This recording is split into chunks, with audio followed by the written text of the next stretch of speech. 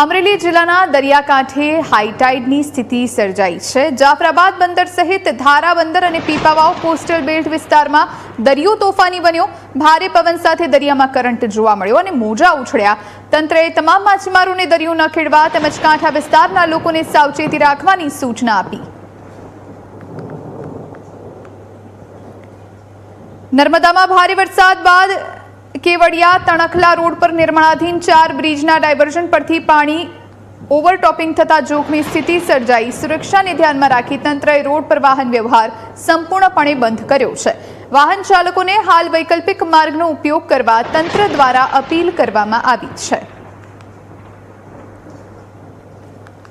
નર્મદા જિલ્લાના તિલકવાડા તાલુકાના ગૌચરિયા ગામે પાણીના તેજ પ્રવાહમાં એક યુવક ફસાઈ જતા તંત્રએ તાત્કાલિક હરકતમાં આવી કામગીરી કરી। એસડીઆરએફની ટીમે સ્થળ પર પહોંચી રેસ્ક્યુ ઓપરેશન હાથ ધરી યુવકને સુરક્ષિત રીતે બહાર કાઢ્યો।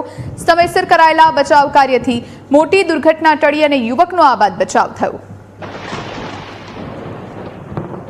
ખેડા જિલ્લાના વસોમાં માત્ર 2 કલાકમાં 5 ઇંચ વરસાદ ખાબકતા જળબંબાકારની સ્થિતિ।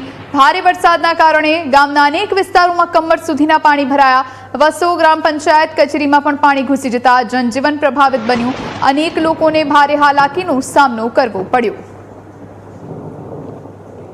આણંદ શહેરમાં સવારથી ધોધમાર વરસાદ વરસતા ગામડી, લોટિયા, ભાગોળ અને વ્યાયામશાળા વિસ્તાર જળબંબાકાર બન્યો છે। વરસાદી પાણીના નિકાલના કાંસ ભરાઈ જતા રસ્તાઓ અને દુકાનોમાં પાણી ઘૂસી ગયા। વાહન ચાલકો અને સ્થાનિકોને ભારે હાલાકી ભોગવવાનો વારો આવ્યો, જ્યારે મનપાની કામગીરી સામે અનેક સવાલ ઉઠ્યા। અરવલ્લી જિલ્લામાં વરસાદની શરૂઆત સાથે મોડાસાના મુનશીવાડા અને શીનાવાડા વિસ્તારમાં ધોધમાર વરસાદ વરસ્યો।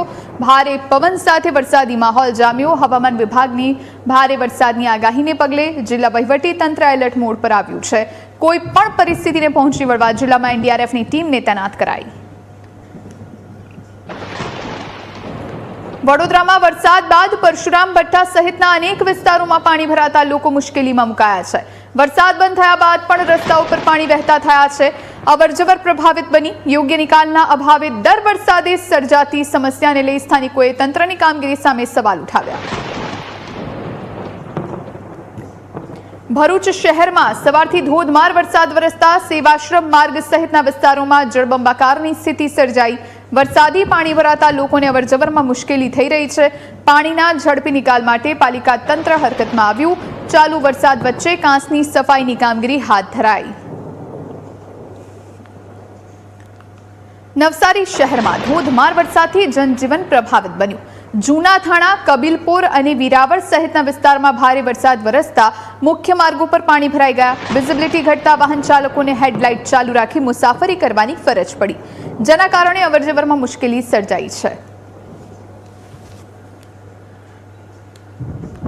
સુરતના વરાછા, કતારગામ, ઉધના અને અઠવા સહિતના વિસ્તારોમાં ધોધમાર વરસાદ વરસતા અનેક માર્ગો પાણીમાં ગરકાવ બન્યા છે। ઉધના ઉદ્યોગનગરથી રેલવે સ્ટેશન જતો મુખ્ય માર્ગ પર પાણીમાં ડૂબી ગયો છે। રસ્તા ઉપર પાણી ભરાઈ જતા વાહન ચાલકોને ભારે હાલાકી સહન કરવાનો વારો આવ્યો।